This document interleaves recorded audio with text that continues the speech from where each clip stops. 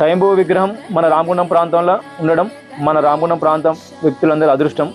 ఈరోజు మనం రాముని గుండాల దగ్గర స్వయంభుగా వెలిసిన వినాయక విగ్రహాన్ని దర్శించుకున్నాం. ఇదే స్వామివారి నిజ స్వరూపం.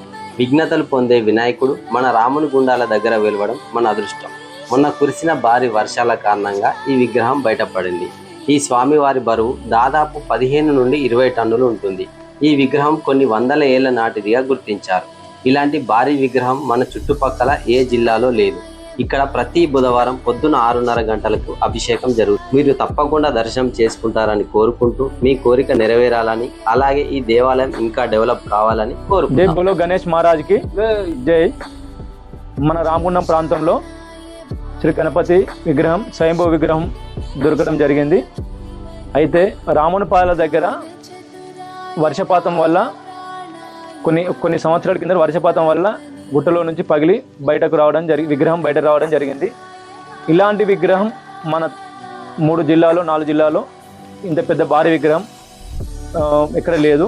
ఇటువంటి విగ్రహము కొన్ని జిల్లాల్లో కూడా లేదు. కాబట్టి ప్రతి ఒక్క భక్తులందరూ సహకరించి ఈ దేవాలయాన్ని నిర్మించడానికి సహకరించగలరని కోరుతున్నాము.